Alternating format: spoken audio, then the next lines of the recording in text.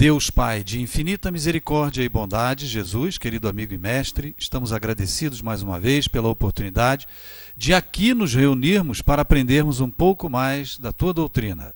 Pedimos para que os irmãos da espiritualidade superior, trabalhadores desta casa, possam nos intuir, nos incentivar e orientar a nossa irmã que fará uso da palavra, para que assim possamos aprender um pouco mais, nos elevarmos um pouco mais. Agradecidos mais uma vez pela oportunidade, que assim seja em seu nome, Mestre Jesus, em nome de Deus Todo-Poderoso, que assim seja.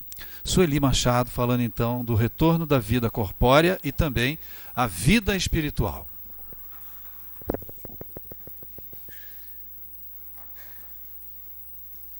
Uma boa tarde para todos nós, né? Saímos ali do assunto materialismo e agora nós estamos iniciando um capítulo que fala sobre o retorno da vida corpórea.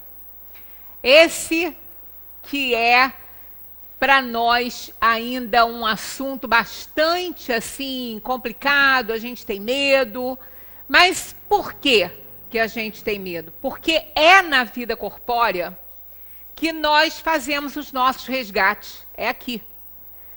A gente não resgata as coisas na dimensão dos espíritos. Lá, o período de erraticidade, entre uma encarnação e outra, a gente reconhece os erros. Porque essa diferença entre alma e espírito nos dá essa oportunidade. Eu bato nisso, porque no início eu achava isso esquisito. Poxa, se alma é igual ao espírito, para que ficar fazendo essa confusão? Mas Kardec entendeu perfeitamente o que os espíritos queriam sinalizar com isso. A alma, a gente já passou por essa fase aí, há algumas semanas, ela é o espírito encarnado, e ela é diferente do espírito? Não, é a mesma alma, só que a alma, ela vem com limitações para a encarnação atual, para aquilo que ela precisa fazer para ela resgatar seu passado. Então, muitas coisas estão camufladas, outras estão escondidinhas, outras estão lá no arquivo mental. Ela não vem com o seu potencial pleno. Não pode, porque se o fizer, vai errar novamente. Então, a alma faz uma escolha, o espírito faz uma escolha para reencarnar. E é nessa escolha as condições que são indispensáveis para que essas escolhas se realizem no mundo, elas serão liberadas. E outras não, porque outras impedirão a execução dessa tarefa na Terra. O Espírito reúne tudo, todos os conhecimentos, todas as aquisições, tudo que ele fez. O Espírito, ele adquire isso tudo e está nele, ele tem consciência disso. Mas a alma encarnada não pode ter, porque vai atrapalhar a sua realização na atual encarnação. É por isso que há o esquecimento. Então, essa diferença de espírito e alma. Então, é muito difícil a alma reconhecer erros. É difícil, só depois de sofrer. Só depois que ela constata que a escolha que ela fez não está sendo boa, que ela está tomando atitudes erradas, porque a atitude, quando a gente quer fazer alguma coisa, a gente pensa muito com aquela ansiedade que a gente está querendo realizar aquilo, a gente esquece um pouquinho das nossas aspirações para o futuro. A gente deixa a ansiedade do presente falar mais alto. E esquece que fez planos para amanhã. Ah, mas eu não sei se eu vou estar aqui amanhã. Ora, não são planos para a Terra, não. Nós somos imortais. Os nossos planos é de aquisição de paz e felicidade. Isso não está resumido à Terra. Eu não sei, eu posso fazer planos para viajar amanhã ou depois e partir hoje. Eles não serão realizados. Mas os meus planos de atender aos meus anseios, de atender às minhas aspirações, para alcançar uma felicidade, esses não são na Terra, não são para a Terra, esses estão para a eternidade. Então a gente não pode deixar que as nossas ansiedades momentâneas do hoje interfiram nos nossos desejos de amanhã, porque o amanhã, ele virá para a alma. Ele pode não vir para essa personalidade, mas é certo que ele virá para a alma, para o espírito, porque o espírito é imortal. Então a gente tem que fazer planos sim. Tem que fazer planos de ser mais feliz, de ser mais solidário, de ser mais caridoso, compassivo, porque isso vai nos ajudar se continuarmos aqui nesse mundo ainda por algum tempo, e se não continuarmos aqui, vai nos ajudar na nossa caminhada pela vida espiritual, que é a verdadeira. Então a gente se engana muito com essa questão, né? A gente está aqui nessa terra, somos almas encarnadas e nós estamos com muitas limitações das nossas aquisições, dos nossos potenciais, a gente não tem. Então, essa diferença da alma para o espírito que tudo reúne.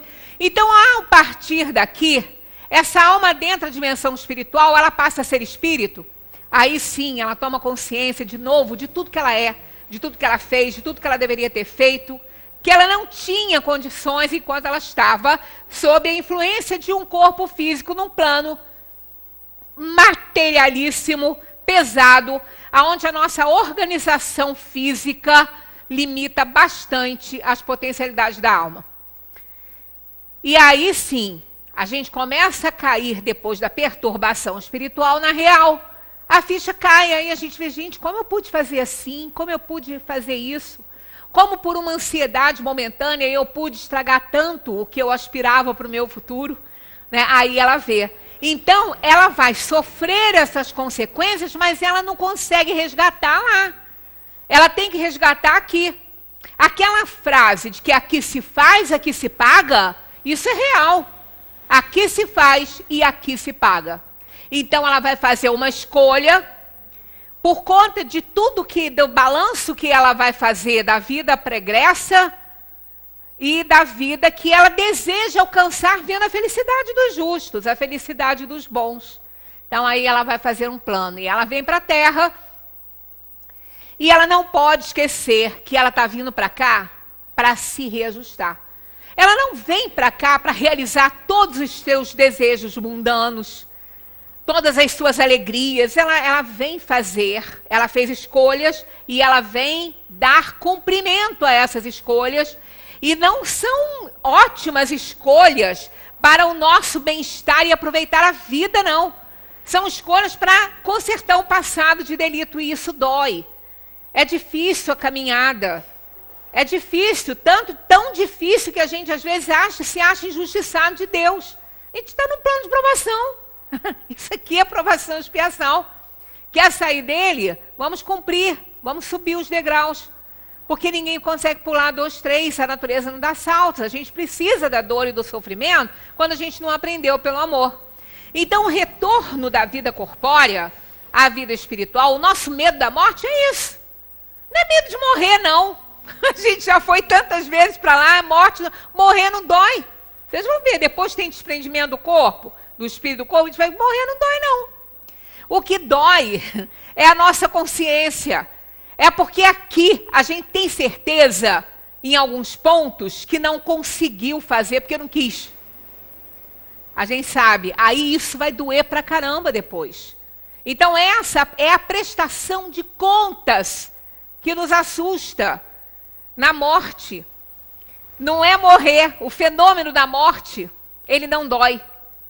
Ele não dói. O problema é a consciência, é a prestação de contas para nós, que não é para ninguém que a gente vai prestar contas. Deus já sabe o que a gente fez e o que a gente é capaz de fazer e não ter feito. Ele sabe disso, não é para ele que a gente vai prestar conta. Tem ninguém lá, não tem tribunal divino. O tribunal divino é a consciência. E é essa consciência que muitas vezes a gente deixa para lá, esquecendo que ela é a grande companheira de todos os momentos para todo o sempre, para a eternidade. Porque seja o que for que a gente esteja escolhendo, seja com quem for que a gente escolha caminhar, a chegada é individual. A gente pode estar caminhando junto, mas cada um chega no ponto que buscou. Isso é fato, porque quando a gente planta, a gente já está escolhendo o que vai nascer. Não é? Ninguém vai plantar uma semente de rosa e querer colher violeta, não vai. E quando ela está plantando, ela sabe qual. Porque se ela também não souber, né?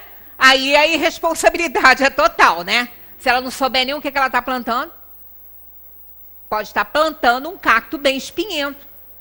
Até tem umzinho, eu tenho ele lá em casa, que ele é lindo. Sabe qual é o nome do pobre popular?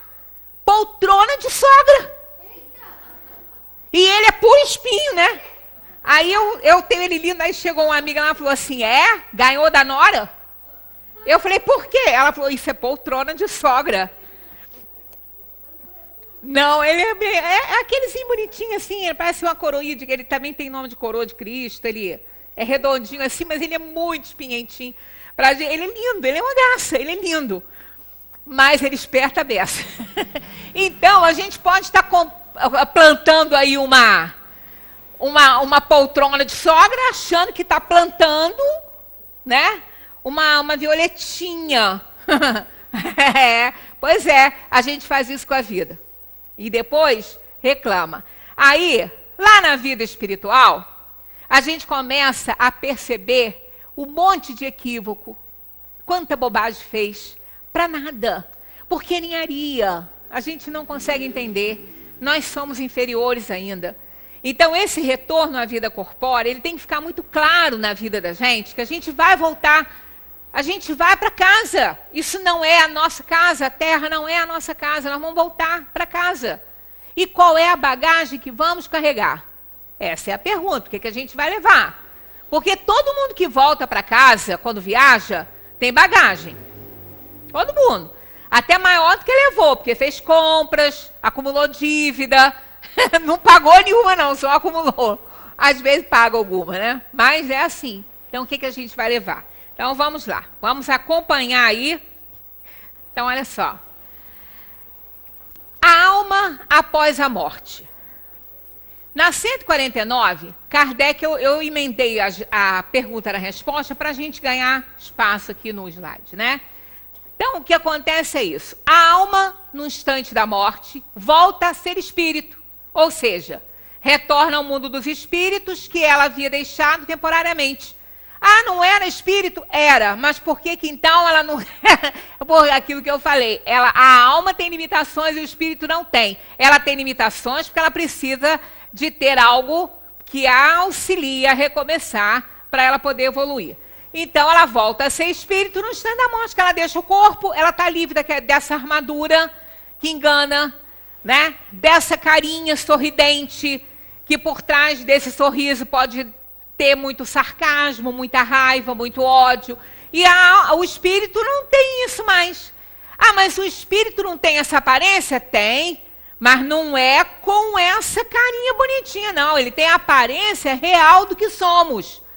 Ele tem esse aspecto que a gente tem no corpo físico, ele guarda essa figura. Mas é só lembrar do retrato de Dorian Gray, que vocês vão ver que o sorrisinho que antes era um sorrisinho meigo, pode ser um sorrisinho sarcástico no mesmo rosto.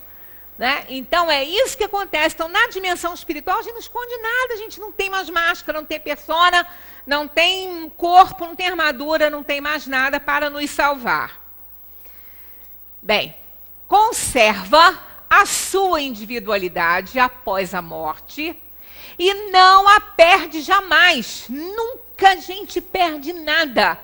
Nós fazemos o nosso trabalho de individualização desde o momento em que o princípio espiritual se une ao princípio material lá atrás. com os elementos constitutivos do universo, espírito e matéria. Porque a matéria sem o espírito não é nada, e o espírito sem a matéria não pode se individualizar. Então ele precisa dessa conjugação. São separados, mas um precisa do outro. Ali ele já começa todo o trabalho evolutivo, vai passando pelos reinos. Lá no reino animal, ele não está individualizado até o reino vegetal, o princípio espiritual. Mas lá no reino animal, onde ele começa a ser trabalhado nas várias espécies, ainda com o princípio espiritual, tipo almas coletivas, ainda, lá nos primórdios do reino animal, daquele princípio, ali ele já vai começando o seu trabalho de individualização nas espécies. Todas, é a evolução das espécies. O que aconteceu com Darwin? Darwin foi contemporâneo de Kardec. Darwin estudou a evolução da espécie na matéria, a matéria. E Kardec, a evolução do espírito. Então, esses dois trabalhos se encontram. Qual o diferencial? Que Darwin procurou o elo perdido na Terra, não vai achar, não está aqui. E Kardec deu continuidade, mostrando que aquele elo perdido já estava fora da Terra. Não é perdido, ele só não pertence à Terra. Porque as espécies ainda continuam se aprimorando em mundos melhores do que esse aqui. O animal da Terra, por mais inteligente que ele possa ser, a distância dele para nós, seres humanos, é a mesma nossa para Deus. Isso está no Livro dos Espíritos. Então, olha a distância. Quer dizer, esses animais da Terra, por mais evoluídos que eles sejam e inteligentes que são, eles ainda estão muito longe de serem manipulados pelo Criador para se tornarem almas humanas, espíritos. Né? Vai demorar muito ainda para eles. Eles vão ainda continuar a evolução em outros mundos. Por isso que o elo não está na Terra, não se encontrou. Porque Kardec foi além. Né? Mas, na evolução das espécies, Darwin teve que parar ali. Ele não continuou com isso, que ele não parou ali naquela questão do elo perdido do salto, né? Da evolução. Por mais na matéria, a gente vê isso na Terra. Na matéria vê. Porque os nossos primatas, os chimpanzés, eles só têm 1% de diferença de genes do homem. Então, no corpo, usa-se inclusive órgãos de porcos para fazer órgãos humanos. Então, a gente vê que eles são realmente muito parecidos em termos fisiológicos, mas espirituais não, porque a caminhada aí é muito mais longa, né? Porque é o ser inteligente, né? Então, essa individualização, ela já vem sendo feita. Quando chega ao máximo da evolução no reino da inteligência inferior, que ela passa para, aquele princípio espiritual passa para as mãos do Criador, né, para ele tornar esse princípio espiritual um espírito, ele já está individualizado há muitos milênios. A individualização já existe das grandes, nos animais de grande porte. Né? Até algumas organizações de peixes não, mas depois já começa. Neles mesmo, começou nos peixes, essa individualização do princípio. Então, isso aí é um trabalho da natureza de milênios e milênios, é um trabalho das leis de Deus, das leis da natureza, trabalho do Criador. Então, a gente jamais perderá essa individualidade, porque o espírito jamais se atrasa, se retrograda, não existe essa possibilidade. Aqui, né, constatando, portanto, essa individualidade, através de um fluido que lhe é próprio, que tira da atmosfera do seu planeta. E que a gente estudou muito há pouco tempo, né? E que representa a aparência da sua última encarnação, que é o seu perispírito. Então é através do perispírito que essa alma constata, mostra, exibe a sua individualidade.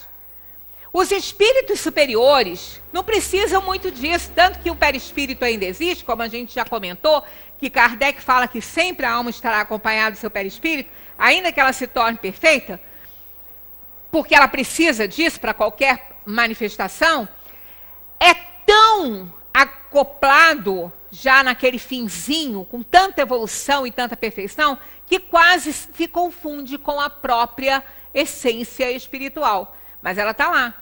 Então ele vai evoluindo junto, né? Ele vai se aprimorando junto. É esse corpo da alma, necessário à alma, o perispírito. Quanto mais grosseiro, mais inferior é o espírito, mais grosseiro é o perispírito. Então é através dele que se individualiza, mostra, não é que se individualiza, não, que mostra a sua individualidade. A alma não leva nada deste mundo. Nada mais que a lembrança e o desejo de ir para um mundo melhor. Isso é a nossa bagagem. Isso é a nossa bagagem, é o que nós vamos levar. Quando a gente retornar à vida corpórea, a gente vai levar isso aqui, ó. As nossas lembranças e o desejo de ir para um mundo melhor.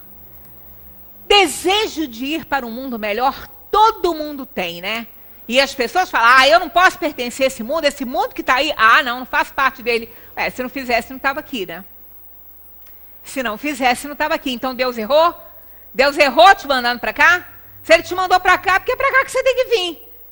Né? É igual aquele professor que faz uma triagem, quando o aluno chega na escola, de outra escola, embora ele leve para a escola o seu currículo, tudo direitinho, ele vai passar por uma avaliação. A escola, se ele tiver documentado, ela não pode mudar ele de série, ela tem que botar ele na série que ele está querendo, se ele tiver documentado que ele cursou e foi aprovado em outra. Mas aí o que acontece quando a gente faz essa avaliação e vê que o aluno não tem condição? Chama a família, fala, olha, o que está acontecendo? Ele trouxe uma documentação que ele cursou, o ano tal, está aqui, certificado de aprovação, mas a avaliação dele mostra que ele não tem condições de aguentar essa série que ele quer entrar. Aí vocês vão decidir, porque a escola não pode fazer isso, mas a família pode. Então a família decide. Aí a família, se pedir a opinião da escola, a escola diz, eu opino que ele retorne àquela série que ele ainda não conseguiu aprender tudo, para que ele possa ter, né, um conhecimento melhor para enfrentar melhor o curso que ele quer fazer. Aí, se a família tiver bom senso, vai permitir. Se não, vai deixar aquela criança se arrastando, aquele jovem se arrastando. É igual mãe que chega numa escola. Meu filho está no pré-1, pré-2, ele vai fazer 5 anos, eu quero que ele seja alfabetizado, porque ele já está quase lendo. Aí vai, a criança rasteja o ano inteiro, chega no fim do ano, não consegue ler. Tem maturidade com 5 anos? Não tem. Tem prodígios? Tem. Não tem. Aí, não, mas meu filho vai fazer 6 anos no meio do ano. Não, no meio do ano ele faz 6 anos, ele pode começar. Amigo, o que são 6 meses para fortalecer seu filho, para aprender a ler? Deixa ele fazer ano que vem, com 6 aninhos. A alfa. Vai ficar uma criança bem alfabetizada. Mas não. Então, é aquilo que a gente faz com a nossa vida. É a nossa ansiedade do presente impedindo os nossos desejos do futuro. Porque a gente é momento, a gente é hoje, a gente é imediatista, a gente é agora. Então a gente quer agora. Então, o que a gente vai levar é isso, lembrança e desejo de um mundo melhor. Desejo de um mundo melhor, todo mundo quer e tem, só que não trabalha para isso. Não trabalha para isso.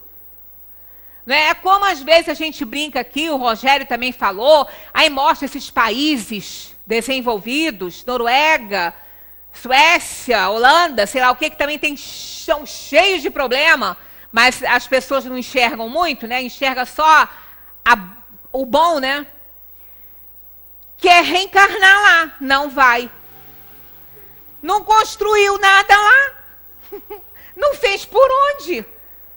Vai ser a laranja podre do saco para apodrecer aquilo lá. Né? Não vai ficar aqui.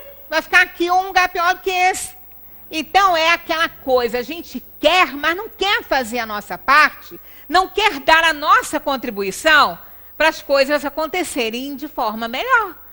Ninguém quer fazer. Eu quero trabalhar muito, mas eu estou sentado na minha casa vendo série na televisão, mas eu não posso sair agora para procurar emprego, porque eu estou vendo uma série na televisão. Quer trabalho. Ela quer trabalhar. Então isso é o quê? Isso é uma consciência de criança. Isso é uma infantilidade, uma ingenuidade da alma. Né? Não é uma maldade, não, mas a alma está infantil ali. Ela não cresceu. Né? Então, lembranças. A gente vai levar. Não tem jeito, né? A memória faz parte. Não tem como não levar. Aí vem aqui, ó. Essa lembrança é cheia de doçura ou de amargor, segundo o emprego que tenha dado a vida. Pois é. E esse emprego que tenha dado a vida, isso não é fácil, não. Empregar bem, não é não. Por quê? Porque é por causa disso. Porque a gente não gosta de fazer a nossa parte. A gente acha que a gente veio para cá para curtir a vida, né? Aproveitar ao máximo das badalações. Ninguém veio para cá para isso. As caminhadas são complicadas, são cheias de pedrinhas e não adianta chutar não, que vai perder a unha. Tem que ajeitar a situação. Né? E a caminhada é difícil para todos nós. Todos nós. Se a gente quer levar boas lembranças, vamos aprender a caminhar. Vamos aprender a escolher. Né? Se agora, a escolha que a gente faz aqui, porque a que a gente já traz, não tem jeito. Trouxe, vai ter que dar conta, né? Mas acontece assim, são desígnios, são escolhas flexíveis. O nosso plano de viagem é como aquela pessoa que sai daqui para ir fazer um passeio num lugar qualquer aí, fez uma reserva num hotel. Mas quando ela chega lá, ela vê que o hotel não é aquilo que mostraram para ela, não é aquilo que ela esperava. Aí, se ela tiver condições, ela cancela aquilo ali, procura um hotel melhor. Fala, não foi isso que eu quis, não foi isso que me mostraram, eu quero um outro. É um plano flexível, ela vai pagar um pouco por isso, que ela vai ter que pagar lá alguma coisa lá pela reserva que ela fez no outro. Mas ela vai ter a opção de escolher um melhor. E a Terra, quando o Espírito chega aqui, ele também pode fazer isso. Ele fez escolhas, chegou aqui. Ele viu que aquela escolha que ele fez não foi legal para ele. Ele pode mexer nela. Ele vai pagar um preço por isso. Porque não é de graça, não sai de graça. Mas é flexível esse plano. Ele tem autonomia. Por quê? Porque ele tem livre-arbítrio. Esse foi o grande presente do Criador. O livre-arbítrio ele funciona na escolha das provas, antes de reencarnar, e depois aqui. Quando a gente vai determinar a nossa atitude para a realização daquelas provas. Então, a maneira que eu vou encarar isso, como eu vou lidar com as minhas provas, é uma coisa que é do momento, não vem escrito isso para mim. Eu vou receber influência do meio, influência dos meus amigos, do meu acervo, do meu anjo da guarda. Eu vou receber influência do meu acervo de conhecimento, principalmente, o que eu devo ou não fazer. Então, eu posso mexer nisso. Eu vou sempre pagar um preço quando eu mexer. Mas, às vezes, o preço é pequeno perto do resultado que eu vou obter se a minha intenção for a melhor. Então, eu posso mexer no meu plano. Para eu melhorar, se eu tiver consciência disso, eu posso mexer. Mas, ao mexer nesse plano, eu tenho que levar em consideração os envolvidos nesse plano. Pois é. Porque senão é egoísmo puro. Eu quero resolver o meu problema e o resto que se dane. Não é assim, né? Não é assim. A gente não caminha sozinho, a gente não constrói uma história sozinho de jeito nenhum. Porque às vezes, aquela primeira escolha envolveu personagens, tipo espíritos que vieram para junto de nós, para comungar daquela situação, porque também precisam resgatar. E se aqui eu começo a mexer demais nesse plano, visando apenas a minha ansiedade agora, hoje, esquecendo do meu futuro, do que eu previ, do que eu quis, do que eu desejei, ao fazer aquela escolha que fiz, envolvendo pessoas, aí a resposta vai ser complicada. E aí é aquela questão, né?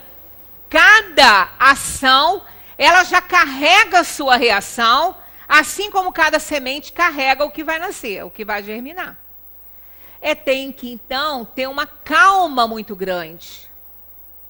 Porque essas lembranças, se elas forem amargas, nós vamos sofrer muito e vamos ter que voltar para pagar. Está aqui, ó. Essa lembrança é cheia de doçura ou de amargor, segundo o emprego que a gente tenha dado à vida. Quanto mais pura ela for, mais compreenderá a futilidade daquilo que deixou na terra. Às vezes, aquela mudança radical que a gente quer fazer no nosso plano de viagem, o hotel pode até ser melhor, mas às vezes o que vai acontecer ali não é. Entendeu? Às vezes o que vai acontecer nesse ambiente não vai ser tão bom, tão satisfatório quanto o que ia acontecer naquele outro que a gente achou que não era muito bom. Porque a porta da perdição é larga, mas a da salvação é estreita. É dura de passar, mas é para isso que a gente veio. Então tem uma coisa que eu acho que a gente pode fazer que funciona sempre. Não é nem contar as próprias experiências, porque as nossas experiências só servem para a gente. Serve para ninguém. Porque é o que a gente tem que vivenciar, né? E a nossa vivência não é a do outro. Pode até dar uma palavrinha, clarear alguma coisinha, porque pode ser bem parecido, mas não vai resolver o problema. Então, cada um é que tem que fazer suas escolhas e procurar fazer o melhor. Só que aí que entra o problema, não é fácil fazer isso. Porque nós somos imediatistas e nós somos inferiores. Nós vivemos muito o hoje e o agora, como eu falei antes, a gente esquece do depois. Não sei se depois eu vou estar aqui. Você pode não estar aqui na Terra, mas você não vai deixar de existir. Né? E aí, essas aspirações são para a eternidade. Então, o que ocorre? A gente, quando vai fazer isso, quando vai tomar uma atitude, quando vai fazer qualquer mudança aqui na nossa vida, porque essas lembranças vão conosco, é o que a gente leva para a vida depois da morte, é comum a todos, dá certo para todas as pessoas, essa fórmula. Seja qual for o problema, porque quem vai encontrar são vocês, as escolhas vão ser feitas individualmente, mas é assim. Encontrar o seu tesouro. Identificar o que é o seu tesouro. O seu tesouro é o que você valoriza.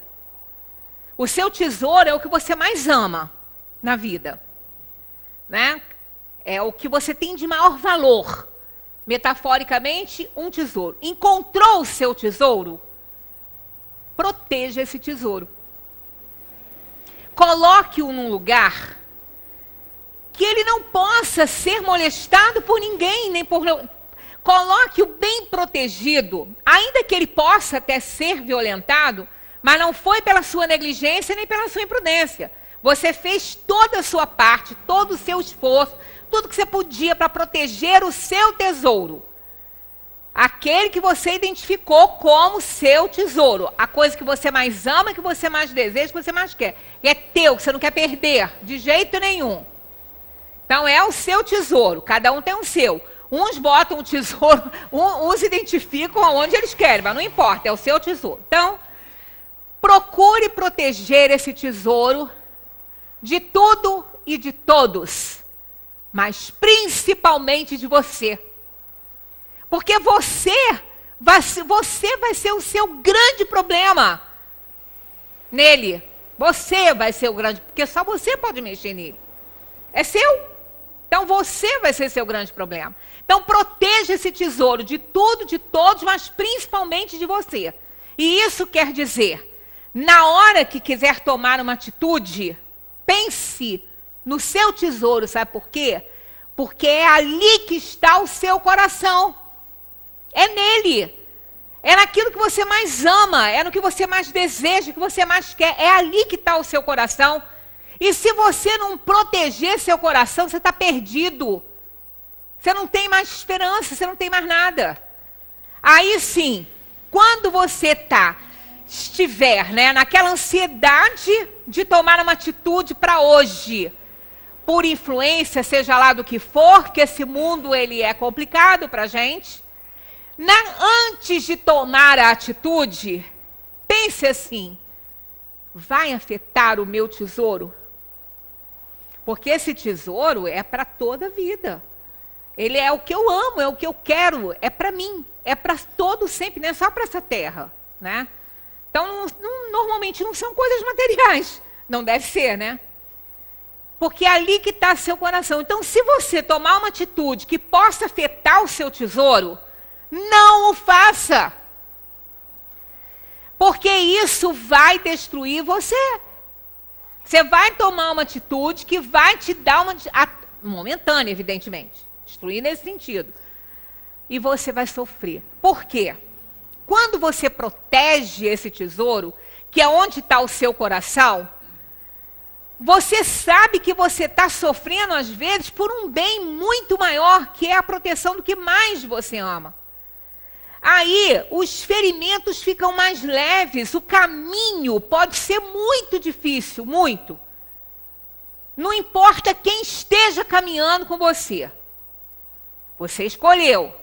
Mas se você estiver protegendo esse tesouro, não tenham dúvidas que, por mais difícil que seja o caminho, a chegada é gloriosa. A chegada é gloriosa. Aí você olha para trás, faz o caminho de volta, aí você vê, poxa, quanta coisa eu podia ter feito, quantas realizações, quanta coisa eu renunciei. Mas será que se eu tivesse feito, se eu não tivesse renunciado, eu estaria chegando hoje aonde eu quis chegar quando eu protegi o meu tesouro? Olha, não tenham dúvida que é vitória certa. É paz de consciência. É felicidade. Ainda que não seja para o seu tesouro, mas para você foi. Porque é aquilo que te importa. E aí você vê, eu fiz a minha parte. Então fazer a nossa parte é proteger o tesouro, porque é ali que a gente botou o coração. Isso vai dar uma paz de consciência, ainda que você não tenha grandes coisas, ainda que as pessoas nem achem que estão tão realizadas quanto você pensa que elas possam estar. Mas foi o que você quis, foi o que você desejou para amanhã. E se você não estiver aqui para ver, você estará vendo de onde você estiver, da sua casa verdadeira, que é a espiritualidade, é a vida espiritual. Então essas lembranças serão doces. As lembranças do sacrifício, você não vai lembrar da dor, você não vai lembrar de ter sido espetado, você não vai lembrar de nada disso. Você vai lembrar do sucesso que você teve ao resistir a tudo isso. E ainda que você esteja podendo falar com a pessoa e a pessoa diz, você acha que eu estou realizado com isso? Você responde, você não sei, mas eu estou. E quem é que tem que estar? Nós que escolhemos. Porque quem é que vai responder? Eu, para minha consciência. E se ela não me cobrar, quer felicidade maior? Não tem, não tem. Então a gente tem que ter muito cuidado para a gente não ter que ficar temendo voltar para a vida espiritual. Porque a vida espiritual vai ser aquilo que a gente fez dela aqui. Está aqui, ó. Quanto mais pura ela for, mais compreenderá a futilidade daquilo que deixou na terra. Isso aqui não é nada, gente. Isso aqui não é nada. Isso é um momento, é uma fração de segundo, nem sei, 1/1000 de segundo na sua vida espiritual. Menos do que isso. Nós somos imortais, nem tem nem como contar tempo. Então não vale a pena. Não viemos para cá para curtir vida, não. Viemos para aprender a viver. Viemos para resgatar passado delituoso. Não vamos ficar reclamando da vida, achando que tudo está ruim. Tudo está no lugar certinho que tem que estar. Cada um está no seu quadradinho, precisando de trabalhar nele, de limpar o seu ambiente íntimo. Então a gente não tem que despertar, tem que acordar e ficar parando de reclamar disso, reclamar daquilo. A gente reclama de tudo nessa vida, nada tá bom. Quanto mais alguém faz, mais a gente quer, né? Isso é injusto com aqueles também que estão lutando em torno de nós. Então ninguém escreve um livro sozinho, ele tem personagens. Quando se faz um teatro com um ator só, não é um monólogo, ele põe personagens naquilo ali, não é só ele. Então a gente tem que ver que nós não somos individualidades para viver nessa individualidade pura e simples. Nós somos individualidades que temos que viver no coletivo. E temos parcela de responsabilidade com cada elemento do mundo. Não é só que está ao nosso redor, não. Nós temos responsabilidade diretamente com o próximo, mas com o mundo, com a Terra, com o planeta, com o universo. Né? Para sermos dignos de ser chamados filhos de Deus. Né? Que pensar da opinião de que após a morte retorna ao todo universal? Aí vem os espíritos com aquela história do nosso vocabulário, né? O conjunto dos espíritos não constitui um todo? Né? Constitui um todo. Os coletivos todos, né? Um cão quando tá, o lobo quando está fora da alcateia, quando ele está fora, quando ele chega, ele não perde a individualidade, ele se junta a todos que estão lá, que é o todo dele. Não é isso? Então, ó, quando estás numa assembleia, fazes parte integrante da mesma. E não obstante, conservas a tua individualidade. Ó, todos nós estamos aqui. Se somos todos espíritas, não sei, muitos vêm ao centro, não são espíritas. Não estudam, não querem conhecer apenas, têm sua religião. Mas estamos todos aqui. Estamos aqui fazendo parte agora, no momento, de um grupo espírita. Mas nós fazemos parte, não perdemos a nossa individualidade. Aquele que entrou aqui católico, ele vai sair católico, ele vai sair protestante. Ele veio, tomou conhecimento de algumas coisas e continua no grupo. Não é porque ele vai entrar aqui que ele vai perder a individualidade dele. Assim como uma gota d'água cai no oceano e perde a dela. Não é assim que acontece, né? Que prova podemos ter da individualidade da alma após a morte? Que provas? Olha só. Não tendes esta prova pelas comunicações que obtendes? Se não estiverdes cegos, vereis. E se não estiverdes surdos, ouvireis. Pois frequentemente uma voz vos fala e vos revela a existência de um ser que está ao vosso redor. Gente, toda hora nós estamos sentindo energias, as energias das pessoas, as energias dos seres encarnados, desencarnados, dando que a gente às vezes fala assim, nossa, mas eu não posso ficar muito perto de fulano. Sinto uma coisa estranha. Pode ser para o bem ou para o mal, né? Depende da coisa estranha ali, depende do nível de energia da pessoa, né?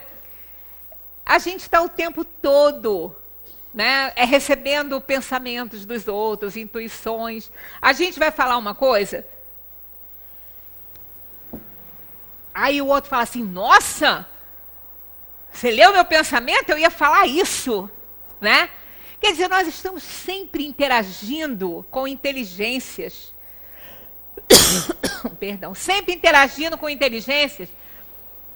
Só cego não vê e surdo não ouve, né? Todas essas coisas. Então, a gente está ali sempre podendo exteriorizar, né, essa nossa individualidade.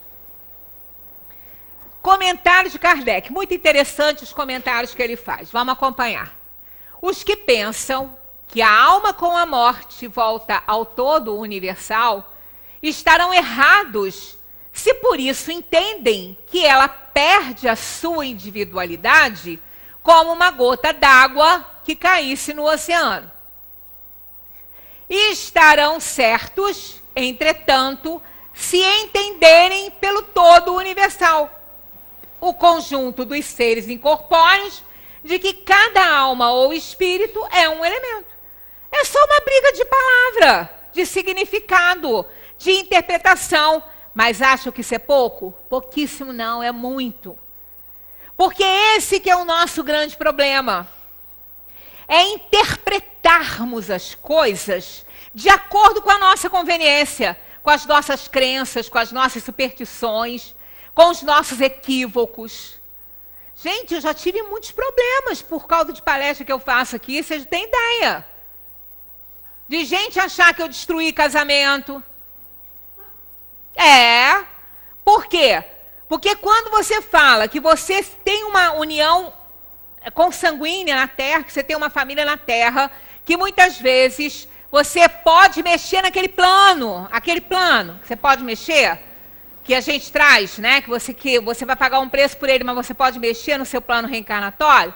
Às vezes a pessoa se antecipa e pode até se juntar com outra pessoa que não tenha sido aquela que ela escolheu para dividir a vida dela. Ela se precipitou, porque ela tem livre-arbítrio, antecipou a sua realização na Terra, uniu-se a alguém que não era para se unir, porque ainda apareceria na vida dela o outro espírito que deveria se unir, com o qual ela escolheu conviver a sua vida, mas por precipitação, né, por conveniência, escolheu, aí casou. Quer dizer, aí depois pode surgir, aquele espírito vai aparecer na vida dela. Vai aparecer. E aí? Aí vai depender do livre-arbítrio.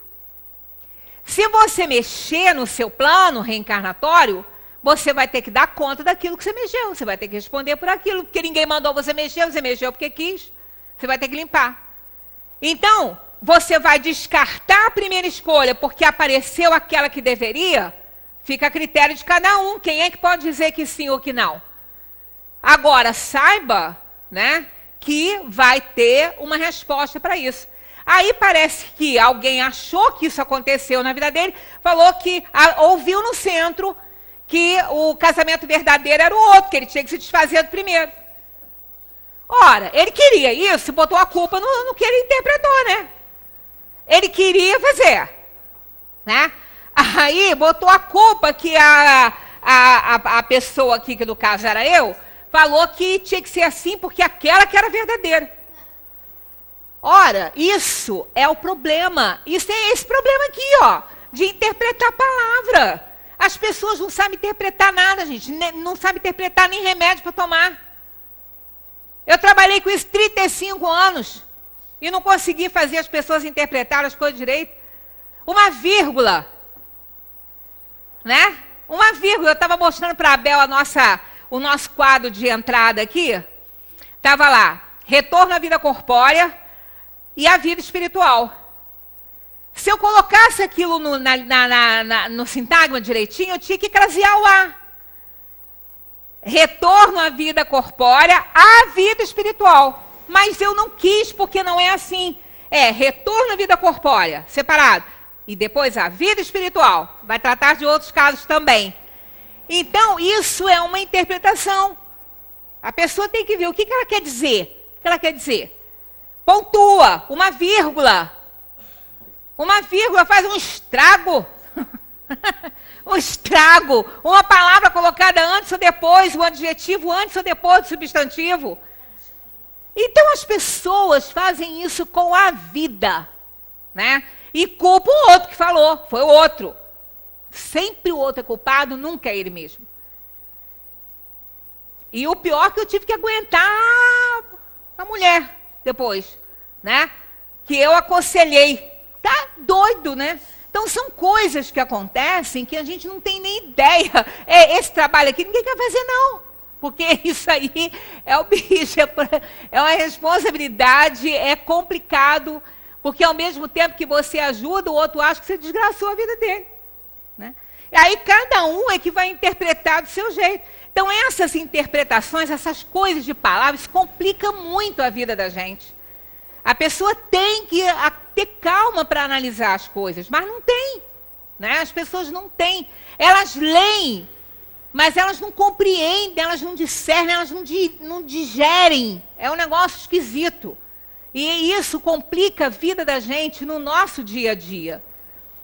Então, se estão certos, como Kardec diz, aquele que entenderem pelo todo universal, o conjunto dos seres incorpóreos, de que cada alma ou espírito é um elemento.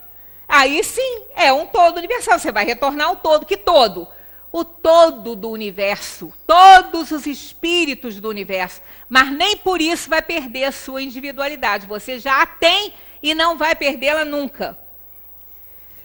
Se as almas se confundissem no todo, não teriam senão as qualidades do conjunto e nada as distinguiria entre si.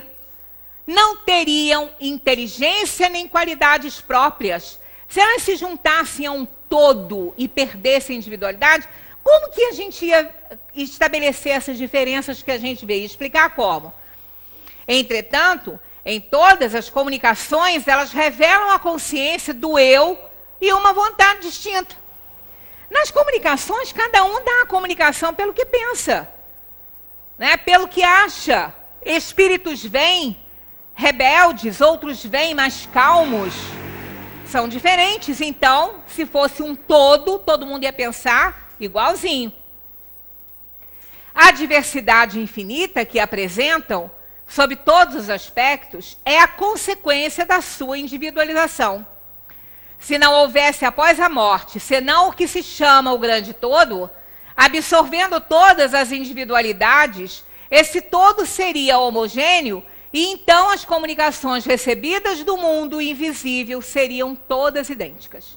E a gente não tem comunicações idênticas. Uns vêm comunicando uma coisa, outros comunicando outra. Está aí, né, essa imensa literatura psicográfica, cada um falando de uma forma. Então, jamais as almas vão perder a sua individualidade e se juntar a um todo homogêneo. Nunca. Isso seria contra as leis de Deus, né?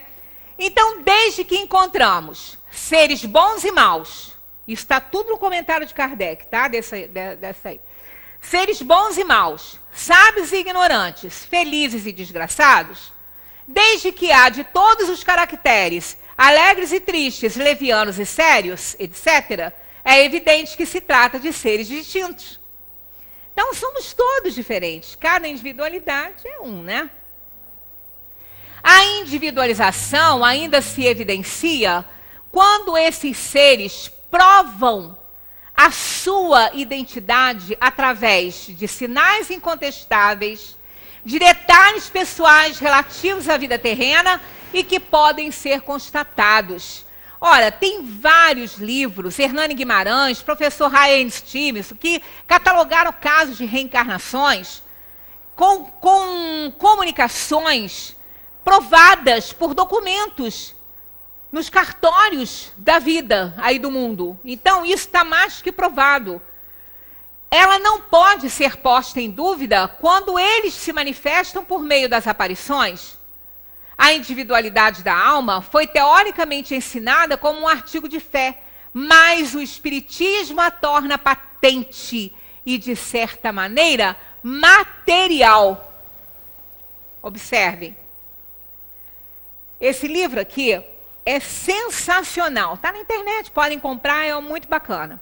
É um livro do perito Carlos Augusto Perandrea. A psicografia à luz da grafoscopia. Querem maior prova de existência e de individualidade do que a própria assinatura da pessoa? Por que se assina documentos? Para provar que é você. Por que se reconhece firma no cartório? Para provar que é você. E ele fez um estudo da psicografia de Chico Xavier. E olha, eu só coloquei 3 slides mostrando, mas é impressionante o trabalho desse homem. Primeiro, vamos ver quem ele é, né? Ó, carreira acadêmica.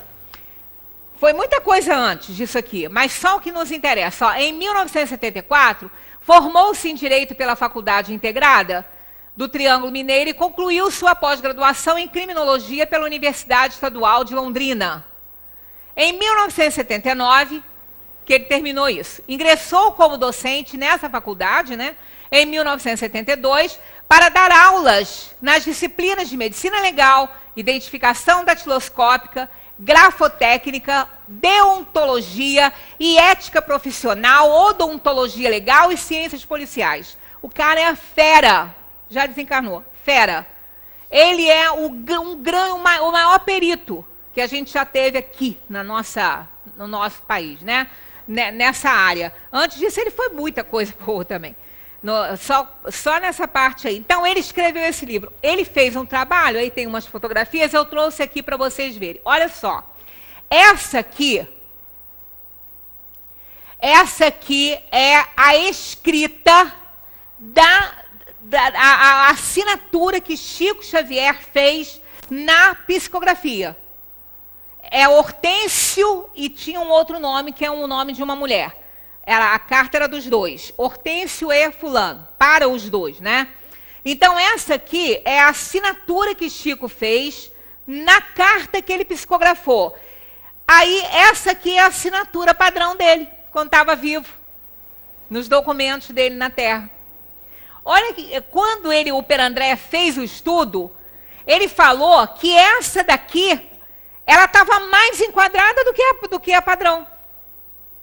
Nas medidas das letras. Ele fez um trabalho maravilhoso. Esse livro vale a pena a gente comprar e ler. E estudar com esse livro, né? Então, olha a característica, gente, do T. Olha, tudo ele fez um trabalho perfeito. E a psicografia, o Chico nem conhecia essa criatura. Então, está aqui, ó, a assinatura que ele fez e a assinatura padrão. Olha a próxima também, ó. Olha aqui. Olha esse aqui, assinatura questionada. Quer dizer, assinatura não, a palavra questionada, né? A escrita. E olha aqui a que ele tinha como padrão. Mesma coisa, os mesmos tracinhos, as mesmas medidas, tudo igual. Ele fazendo, às vezes a gente nota a diferença, mas no texto, quando ele explica, ele mostra direitinho a semelhança, né? Certinha. Olha que essa, ó. Essa aqui pegou uma sombra aqui, acho que do meu dedo. Tá vendo? CHE, ó.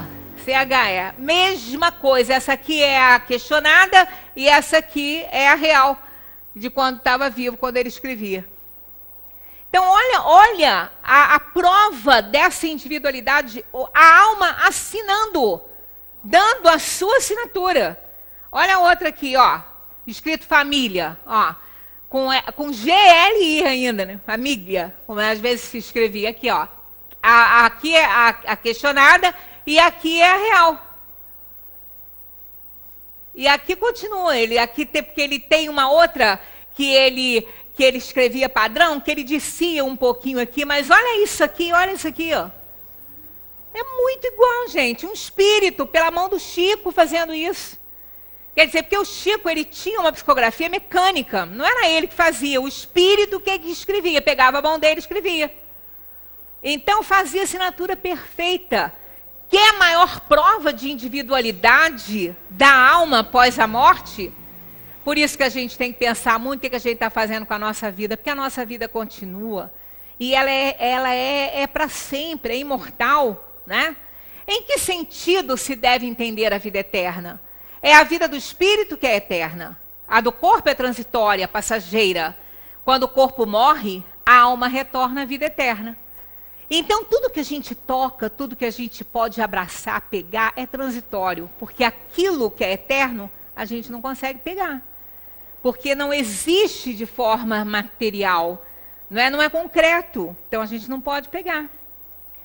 Não seria, então, mais exato chamar vida eterna dos espíritos puros que, tendo atingido o grau de perfeição, não tem mais provas a sofrer? Eles dizem, essa é a felicidade eterna. Mas tudo isto é uma questão de palavras, de novo aí. Chamai as coisas como quiserdes, desde que vos entendais. Né? Kardec é Kardec e os espíritos utilizaram o instrumento certinho, né? Muita paz para todos, continuemos estudando, porque vale muito a pena para nos dar aquela paz de consciência, para ninguém precisar de tomar Rivotril para dormir, para botar a cabecinha no travesseiro, não precisa nem de maracujina, porque consciência em paz, dorme. A gente dorme e tem um sono reparador. Muita paz para todos vocês.